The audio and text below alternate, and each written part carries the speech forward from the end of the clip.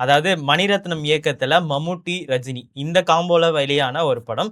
இந்த படம் வந்து டீம் பெருசு அப்படின்ற மாரி சொன்னேன்ல. ஏன் அப்படின்னா மணிரத்னம், ரஜினி, மம்முட்டி இதோட சினிமோட்டோகிராஃபர் சந்தோஷ் சிவன். அவர் யாரு அப்படின்றத போன வீடியோல நம்ம பேசியிருந்தோம்.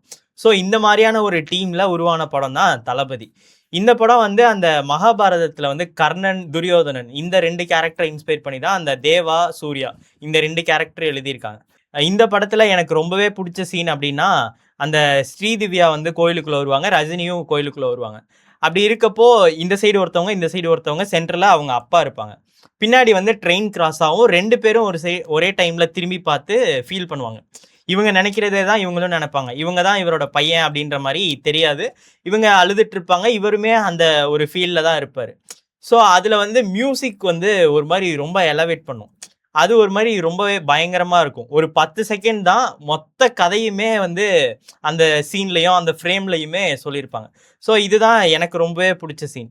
இந்த படத்துல நடிச்ச ஸ்ரீவித்யா இருக்காங்கல்ல, இவங்க வந்து ரியல் லைஃப்ல வந்து ரஜினிய விட ஒரு 3 வயசு சின்னவங்க தான்.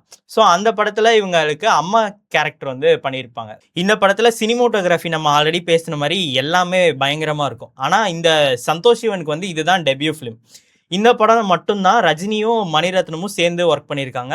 அதுக்கப்புறம் இந்த படம் வந்து ஒரு 3 crore பட்ஜெட்ல எடுக்கப்பட்ட ஒரு படம். அந்த டைம்ல 3 crores அப்படின்றது ஒரு பெரிய பட்ஜெட் தான். ஸோ அந்த டைம்ல ஒரு ஹோல்சமான ஒரு படம் அப்படின்னே சொல்லலாம்.